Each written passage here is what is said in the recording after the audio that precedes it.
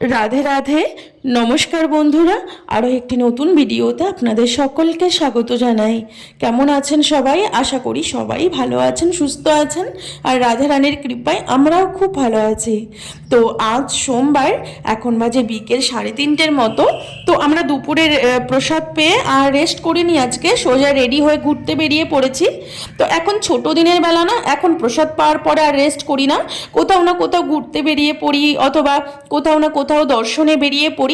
তো তোমরা সকলেই জানো যে আমাদের বৃন্দাবন ধাম হচ্ছে রাধারানী শ্রীকৃষ্ণের লীলাভূমি। এই বৃন্দাবন ধামের প্রত্যেকটা স্থানে স্থানে আমাদের রাধারানী শ্রীকৃষ্ণ সখীদের সাথে লীলা করে গেছেন। তো সেই সমস্ত লীলাস্থলীগুলিতে আমরা বারবার দর্শন করতে যাই, সেই সমস্ত লীলাস্থানগুলি বারবার দর্শন করি আর সেখানে গিয়ে একটু করে সময় কাটিয়ে আসি। এতে করে মন ভীষণ ভালো লাগে যে রাধারানী শ্রীকৃষ্ণ এই ভূমিতেই লীলা করে গেছেন। একটা অনুভূতি আসে যে আমরা এমন স্থানে বাস করছি যেখানে আমাদের রাধারানী শ্রীকৃষ্ণ এখনও বর্তমান লীলা করছেন। তো সেই আজকে আমরা দর্শন করতে চলে এসেছি কুসুম সরোবরে। তো এই কুসুম সরোবর আমাদের রাধাকুণ্ড থেকে 3 কিলোমিটার দূরেই অবস্থিত। তো তোমরা যারা রাধাকুণ্ড দর্শনে এসেছো, আশা করি তোমরা প্রত্যেকেই কুসুম সরোবরের নাম অবশ্যই শুনেছ।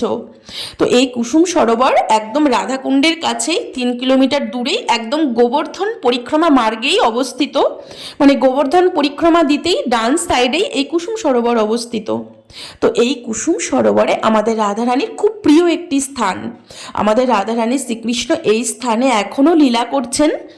তো এই কুসুম সরোবরে কি লীলা হয়েছিল এটা হয়তো তোমরা সকলে অনেকেই জানো না।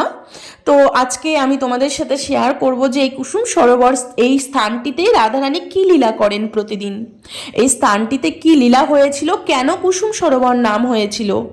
এটা হয়তো আমরা অনেকেই জানি না। আমরা কুসুম সরোবর দর্শন করি, গোবর্ধন পরিক্রমা লাগাতে গিয়ে কুসুম সরোবরে এসে এই স্থানটিকে দর্শন করি, কিন্তু আমরা জানি না সঠিকভাবে যে এই স্থানটিতে কি লীলা হয়েছিল, কেন কুসুম সরোবর নাম হয়েছিল। তো সেটাই আজকে তোমাদের সাথে শেয়ার করব। তোমরা পুরো ভিডিওটা দেখতে থাকো স্কিপ না করে, আশা করি তোমাদেরও হয়তো ভালো লাগবে। তোমরা যারা বৃন্দাবন ধাম দর্শন করতে ভালোবাসো, যারা বৃন্দাবনের নাম শুনলেই খুব খুশি হও, বৃন্দাবন ধামে যারা বাস করতে চাও, আশা করি তারা বৃন্দাবনের ভিডিও দেখলেও অবশ্যই খুশি হবে। তো আমি তাদের জন্য এই সমস্ত ভিডিওগুলি বানানোর চেষ্টা করি। তো তোমরা যারা বৃন্দাবন বাস করতে ইচ্ছুক অথচ হয়তো বৃন্দাবন ধামে আসতে পারছো না, হয়তো দর্শন করতে পারছো না, এখানে বাস করতে পারছো না, তারা ঘরে বসেও যদি এই সব বৃন্দাবনের ভিডিওগুলি দর্শন করো তো তোমাদের বৃন্দাবন বাসের ফল লাভ হবে। কারণ তোমরা দেহের দ্বারা হয়তো অসমর্থ বৃন্দাবন বাস করতে, তোমরা মনের দ্বারা বৃন্দাবনে অবশ্যই বাস করছো। এই ভিডিওগুলি দেখলে তোমাদের মন বাংলায়, তোমাদের দেহটা আছে ঠিকই কিন্তু তোমাদের মন বৃন্দাবনে চলে এসেছে। তো তোমরা বাংলায় বসেও এই বৃন্দাবনের স্মরণ করছো। তো শাস্ত্রে একটা কথা বলেছে, যার স্মরণে প্রেম হয়। বৃন্দাবন ধামের কথা স্মরণ করলেই ভক্তি হয়, বৃন্দাবন ধামের কথা স্মরণ করলে, চিন্তন করলে প্রেম লাভ হয়, ভগবান রাধারানীর কৃপা লাভ হয়। তো তোমরা ঘরে বসে এই বৃন্দাবন ধাম দর্শন করছো, এতে করে তোমাদের মনের দ্বারা ব্রজে বাস হচ্ছে। আমাদের শাস্ত্রে প্রেম ভক্তি চন্দ্রিকায় বলেছে, যারা দেহের দ্বারা বৃন্দাবন বাস করতে সক্ষম নন, তারা মনের দ্বারা বৃন্দাবন বাস করলেও তাদের বৃন্দাবন বাসের ফল পাবেন। মনের দ্বারাও যদি আপনারা বৃন্দাবন ধাম দর্শন করেন, বৃন্দাবনে বাস করেন, তবুও আপনারা বৃন্দাবন বাসের ফল অবশ্যই পাবেন। এটা শাস্ত্রের কথা, এটা আমার কথা না। আমি শাস্ত্রের বাইরে একটা কথাও বলি না, যেটা আমি শাস্ত্রে পড়েছি সেই কথাটাই তোমাদেরকে বলি। তো যাই হোক, আজকে আমরা দর্শন করতে এসেছি কুসুম সরোবর। তো এই কুসুম সরোবর স্থানটিতে রাধারানী কী লীলা করেছিলেন সেটাই আজকে বলবো। তো খুব সুন্দর একটি লীলাস্থলী, খুব সুন্দর একটি স্থান এই কুসুম সরোবর। তো আমি অনেক দিন থেকেই ভাবছি যে তোমাদেরকে এই স্থানটির ভিডিও দেব, কিন্তু এতদিন আমি ভিডিও দিতে পারিনি। তার কারণ আজকে প্রায় 15 মাসের মতো হয়ে গেল, মানে 1.5 বছরেরও বেশি হয়ে গেল এই কুসুম সরোবর বন্ধ ছিল। কুসুম সরোবর লক করা থাকতো, এখানে কোনো দর্শনার্থীদেরকেই প্রবেশ করতে দেওয়া হতো না। তার কারণ এই কুসুম সরোবর, এই স্থানটি এতটাই সুন্দর, এতটাই অপূর্ব। এই স্থানটিতে সবাই এসে দর্শন করতে এসে এখানে কেউ রিলস বানায়, কেউ এখানে এসে তোমার ফটোশ্যুট করে, কেউ এখানে এসে সেলফি নেয়। তো বিভিন্ন রকম এখানে সিনেমার শুটিং পর্যন্ত এখানে হয়। এত সুন্দর অপূর্ব স্থান, আমি প্রায় দেখেছি এখানে শুটিং হতে। তো এই স্থানটিতে এসে অনেকেই ফটো ওঠায়, অনেকে রিলস বানায়। তো এরকম করতে করতে কোনো এক সময়, মানে 1.5 বছর আগের ঘটনা বলছি আমি, তো এগুলো ঘটনা আমি জানতাম না। তো আজকে সেই ওয়াচম্যানকে যখন আমি জিজ্ঞাসা করছিলাম যে এখানে ওয়াচম্যান আছেন, এখানে দিন রাত ওয়াচম্যান পাহারা দেন, তো যাই হোক, তো সেই ওয়াচম্যানকে জিজ্ঞাসা করছিলাম যে এখানে 1.5 বছর থেকে এটা লক কেন ছিল, এখানে কাউকে ঢুকতে দেওয়া কেন হয়নি। তখন সেই ওয়াচম্যান আমাকে বলল যে এখানে তো সবাই এসে ফটোশ্যুট করে, সবাই এসে এখানে সেলফি নেয়। তো একদিন সন্ধেবেলা একটি ছেলে আর একটি মেয়ে এসে এখানে ফটো উঠছিল। তো ফটো উঠতে উঠতে না ভিডিও বানাচ্ছিল, যাই হোক, তো সেই ভিডিও বানাতে গিয়ে এই কুণ্ডের এই সরোবরের মধ্যে পড়ে আর উঠতে পারেনি। তো ছেলেটি এখানে এই সরোবরে ডুবেই মারা যায়।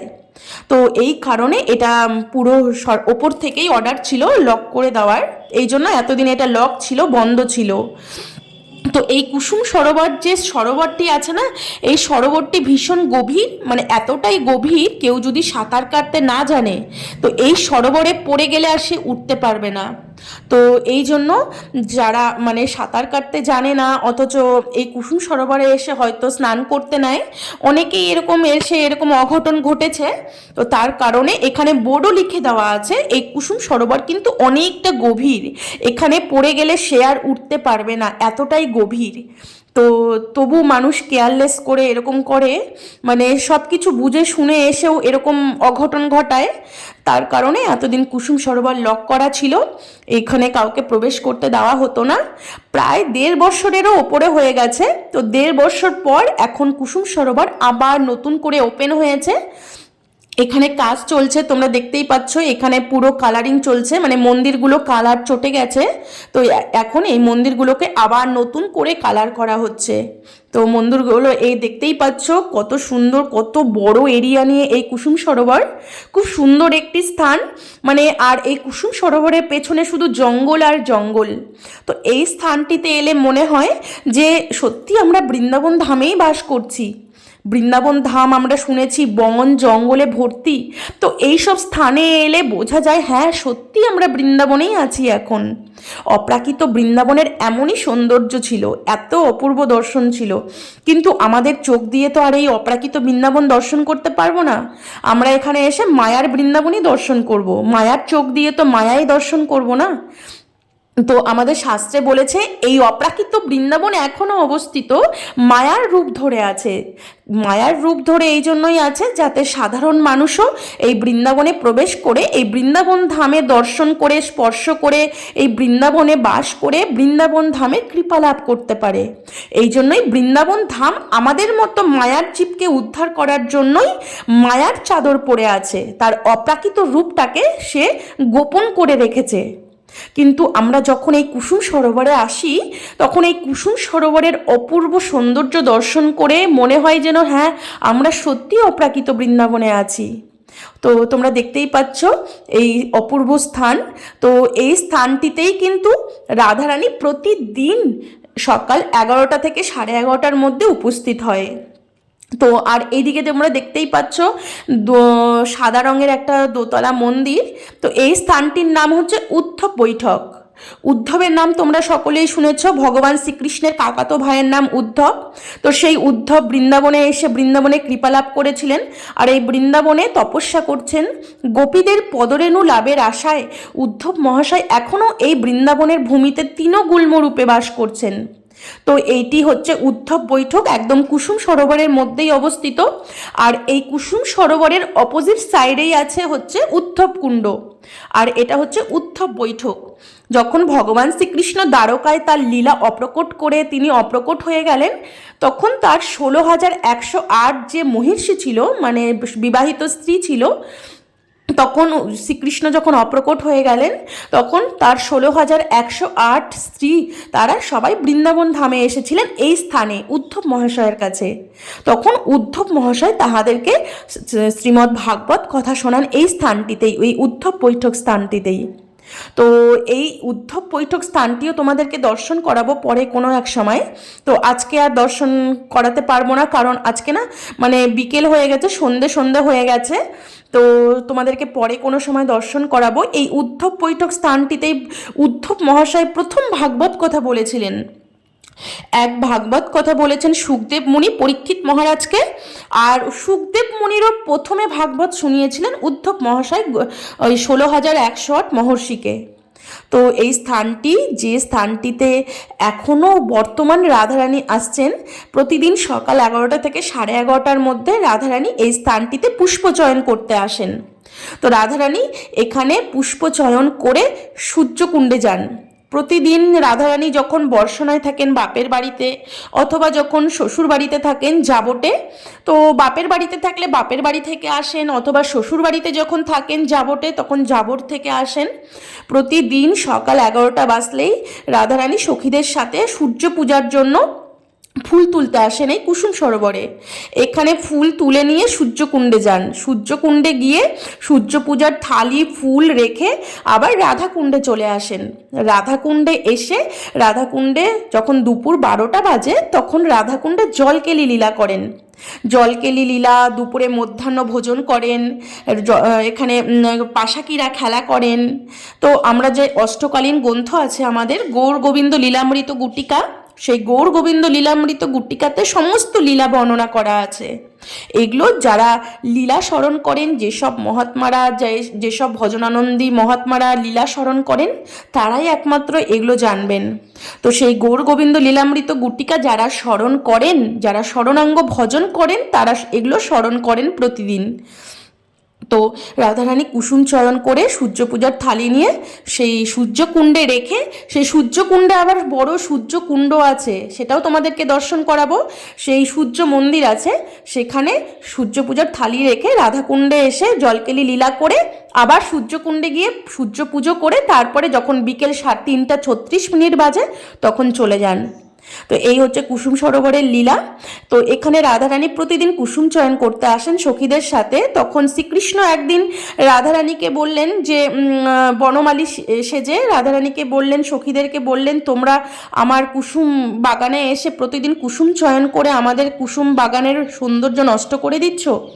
তখন সখীরা বলছেন, তুমি বনমালী, তো আমাদের রাধারানী হচ্ছে বৃন্দাবনের মালিক, তো আমাদের রাধারানী কোথায় পুষ্পচয়ন করবেন না করবেন সেটা তার ব্যাপার, তুমি বলতে আসার কে?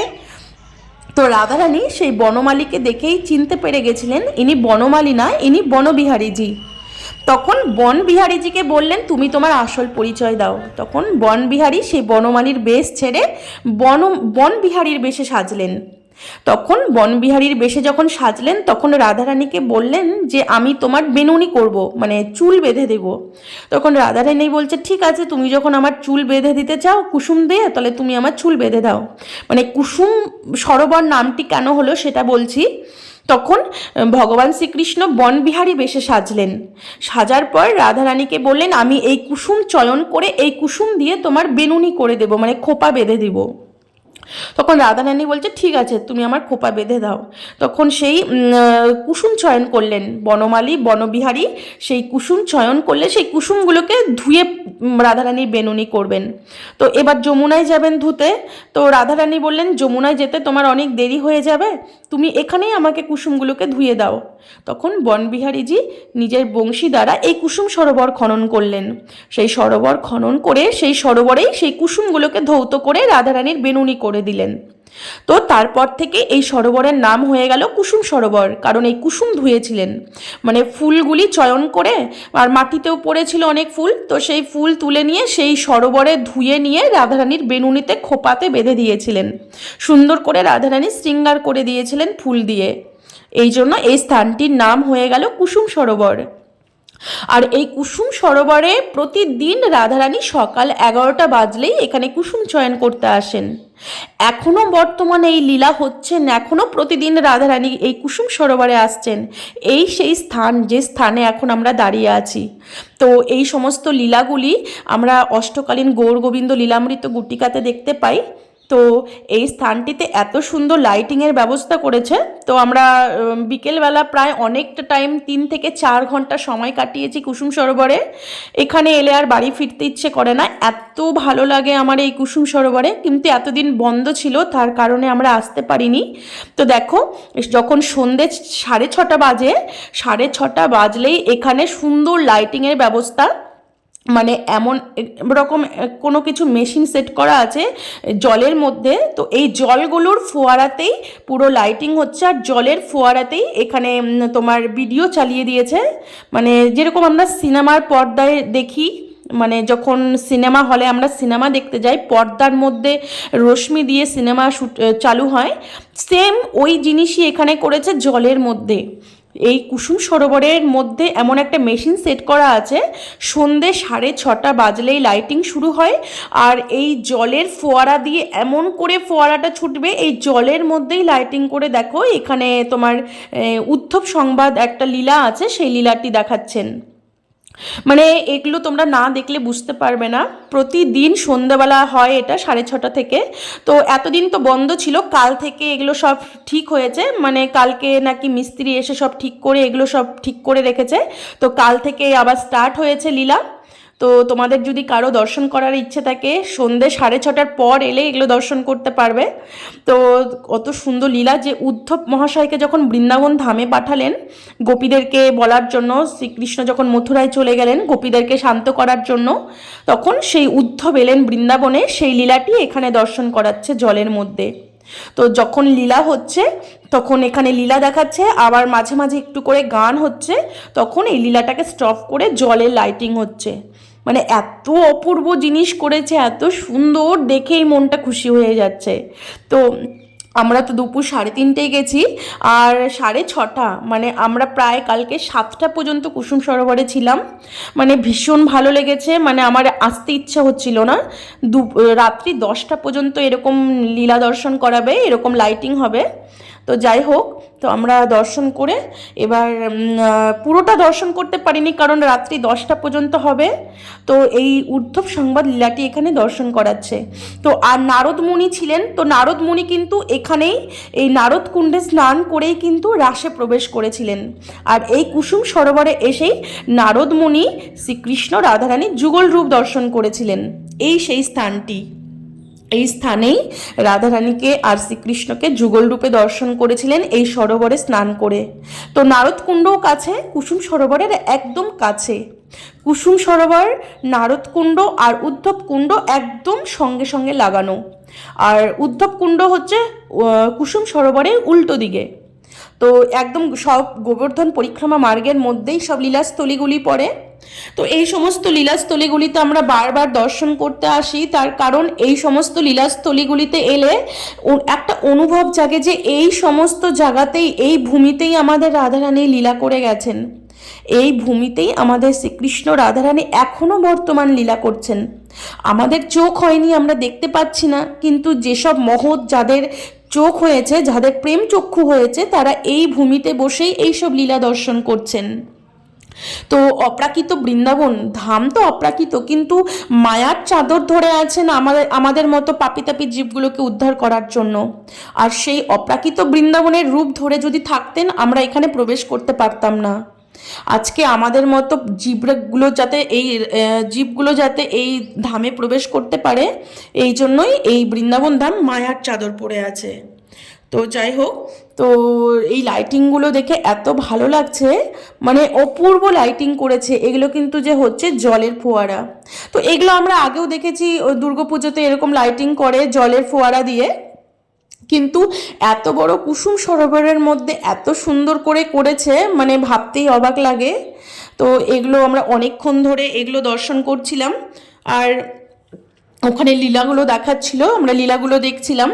তো এইটা হচ্ছে গিরিরাজ পরিক্রমা মার্গ। তো এই পরিক্রমা মার্গে দিয়ে যারা পরিক্রমা দিচ্ছিল তারাও দাঁড়িয়ে দাঁড়িয়ে দর্শন করছিল, কারণ এটা নতুন শুরু হয়েছে। এর আগেও হয়েছিল, কিন্তু এরকম লীলা বেশি দিন হলো হয়নি, কাল থেকে শুরু হয়েছে। তো তোমাদের যদি কারো দর্শন করতে ইচ্ছে হয়, বিকেল 6:30টার পর আসতে হবে, মানে সন্ধে 6:30। এখন তো দিন ছোট হয়ে গেছে, 6:30 মানে রাত্রি বলতে গেলে। আর 5:30 5টা বাজা মানে সন্ধে লাগা, এতটাই দিন ছোট হয়ে গেছে। তো আমরা এখানে লাইটিংগুলো দর্শন করে বাইরে বসেছি। এখন গেট লক করে দিয়েছে, মানে 6:30 বাজলে আর ভিতরে কাউকে ঢুকতে দেয় না। আমরা 6:30 পর্যন্ত ভিতরে ছিলাম, 6:30টার পর আমাদেরকে বের করে দিয়ে গেট পুরো লক করে দিল, মানে ভিতরে আর সন্ধ্যের পর কাউকে এন্ট্রি হতে দেবে না। যা দর্শন করো দিন 6টার মধ্যে দর্শন করে বাইরে বেরিয়ে আসতে হবে, কারণ এখানে এত সুন্দর একটা মানে দর্শনীয় স্থান। এখানে বেশিরভাগ মানুষ এসে রিলস এখানে বেশি বানায়, আর এখানে শ্যুট হয়, সিনেমার শ্যুটিং হয়, এখানে ভিডিও বানায় সবাই। এখানে তোমার শর্ট ভিডিও থেকে আরম্ভ করে সমস্ত কিছু এখানে হয়। তো এই কারণে সন্ধ্যেবেলা গেট বন্ধ করে দেওয়া হয়, যাতে লাইটিং শুরু হলে আর ভিতরে কেউ প্রবেশ করতে না পারে। কারণ এখানে এতটাই কুসুম সরোবর গভীর না, ভিতরে মানে জলের মধ্যে যদি কেউ পড়ে যায় সে আর উঠতে পারবে না। তো এর একটা মিউজিক আছে, তো মিউজিকটা আমি দিতে পারছি না, এটা মিউজিকটা দিলেই আমার কপিরাইট চলে আসবে। এর কারণে আমি একটুও মিউজিক দিতে পারছি না। এগুলো মিউজিকের সাথে কিন্তু হচ্ছে, লাইটিংগুলো যে দেখতে পাচ্ছ এগুলো পুরো মিউজিকের সাথে কিন্তু হচ্ছে। তো যখন লীলা হচ্ছে তখন মানে লাইটিংগুলো বন্ধ থাকছে, আবার যখন লীলা শেষ হচ্ছে, যখন গান শুরু হচ্ছে, তখন আবার লাইটিংগুলো ওপেন হচ্ছে। তো যাই হোক, তো আমরা এখন দর্শন করে এখন আমরা বাদাম কিনেছি। আবার এত ঠান্ডা পড়েছে না, তো কুসুম সরোবরের পাশেই গরম গরম বাদাম বিক্রি হচ্ছিল, তো আমরা বাদাম কিনে বসে বসে খাবো আর আবার এখানে দর্শন করব। তো আমরা অনেকক্ষণ সময় কাটিয়েছি কালকে কুসুম সরোবরে। তো এই যে বৃন্দাবন ধামের যে লীলাস্থলীগুলো, মানে এই সমস্ত লীলাস্থলীগুলি দর্শন করতে এলে আর মানে বাড়ি ফিরতে ইচ্ছে করে না। মানে এক একটা লীলাস্থলী এক এক রকম সুন্দর দর্শন করতে। যখন আমরা চন্দ্র সরোবরে যাই, নারদকুণ্ডে যাই, মানে প্রত্যেকটা লীলাস্থলী দর্শনের মতো, মানে এত অপূর্ব লীলাস্থলী, সেগুলো বারবার দর্শন করতে গেলেও মনে স্বাদ মেটে না। মানে এত অপূর্ব স্থান, মানে বৃন্দাবন ভূমি হচ্ছে অপূর্ব দর্শনীয় স্থান। তো যারা লীলা স্মরণ করেন, তো বারবার বারবার তারা এই সমস্ত স্থানগুলি দর্শন করেন। তো যাই হোক, আমরা কুসুম সরোবরের পাশে বসে বসে বাদাম খাচ্ছিলাম আর এখানে বসে বসে কুসুম সরোবর দর্শন করছিলাম। মানে একটা আলাদা রকম আনন্দ, এই বৃন্দাবন ধামের মতো আনন্দ আর আমার মনে হয় না আর কোথাও আছে। তো যাই হোক, বাদাম খেয়ে আমরা চলে এলাম দোকানে, চাউমিন খাবো, চাউমিন খেয়ে বাড়ি ফিরে যাব। তো আজকে অনেকটা সময় বাইরে কাটিয়ে গেছি, আর আমার গোপালকে তো বাড়িতে রেখে এসেছি, ওকে নিয়ে আসিনি। ওকে নিয়ে এলে আর আমাদেরকে এত সুন্দর সময় কাটাতেই দিত না, ওকে নিয়ে আবার বাড়ি ফিরতে হতো। তো আমরা এখন এখানে চাউমিন খাবো, খিদেও পেয়ে গেছে, কারণ আমরা দুপুরবেলা 1টা 1:30টায় প্রসাদ পেয়েছি আজকে, এই জন্য এখন চাউমিন খেয়ে বাড়ি চলে যাব। তো যাই হোক, আজকের মতো ভিডিওটা আমি এখানেই শেষ করছি। আবার দেখা হবে তোমাদের সাথে পরের ভিডিওতে। তো ভিডিওটি যদি তোমাদের ভালো লেগে থাকে তাহলে প্লিজ আমার চ্যানেলটি সাবস্ক্রাইব করে আমার পাশে থেকো। সবাই ভালো থাকবেন, সুস্থ থাকবেন, রাধে রাধে।